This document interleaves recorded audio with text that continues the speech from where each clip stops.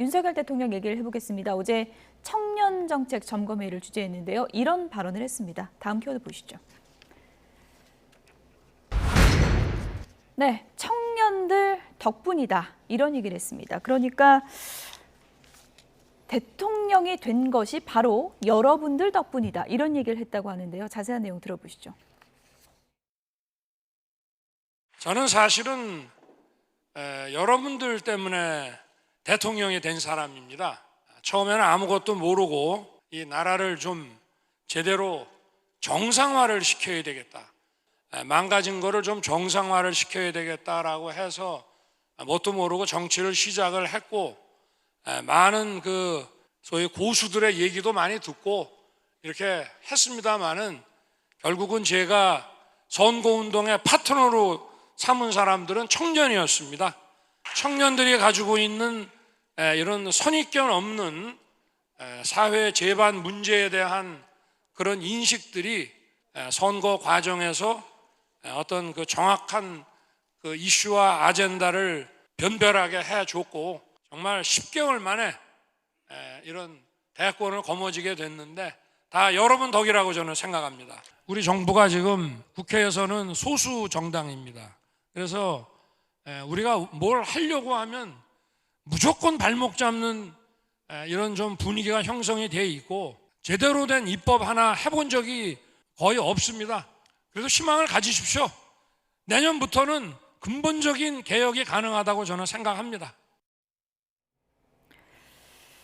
내가 10달 만에 대권 잡았는데 그거 다 여러분들 덕분이다라고 했네요. 청년들에 대해서 이렇게 직접적인 언급을 한 건 좀 처음인 것 같은데요. 근데 왜냐하면 그 당시를 돌아봤을 때요, 저희가 이 대선 전 연말에 지지율이 좀 많이 떨어졌었는데 이 연초부터 청년 보좌역이라는 제도가 히트를 치면서 언론을 계속 장식했고, 그 당시 윤석열 대통령 후보께서도 청년 보좌역들의 어떤 역할을 적극적으로 인정해주면서 지지율을 다시 많이 끌어올렸던 전례가 있기 때문에 저런 말씀을 하신 것이고, 실제로 그래서 그 제도를 정부 부처에 도입해서 지금 9개 부처에서 청년 보좌역들이 임명되어 일을 하고 있습니다.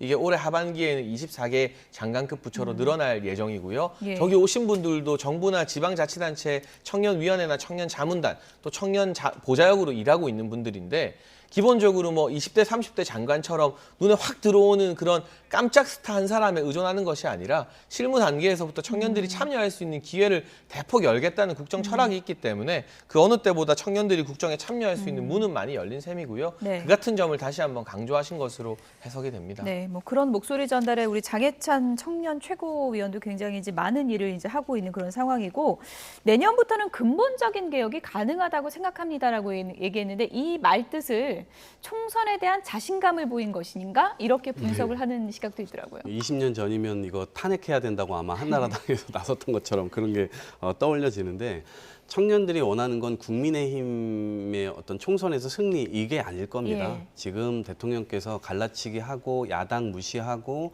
국회 무시하고 그러니까 법안이 통과가 안 되죠. 그러니까 파트너로서 정확하게 인식을 하고 그 토대 위에서 논의를 해나가야 되는 것이죠. 일방적으로 어떤 것들을 정하고 그것들을 할 때 야당에서 그런 문제 제기를 하면 그것이 문제 제기를 했기 때문에 안 된다. 계속 이런 방식으로 도돌이표를 가거든요. 그러니까 그리고 내년부터는 좀 괜찮아질 거다라고 하는 얘기가 지금 2년 동안 어떻게 보면 정부가 공회전을 지금 하고 있는 겁니다. 그리고 자기네들이 그냥 할 수 있는 정도의 수준에서 하는데, 문제는 무역도 그렇고요, 우리가 수출도 그렇고요, 지금 경제 상황 자체도 그렇고요, 여러 가지 측면에서 안 좋은 지표들 많이 나오고 있어요.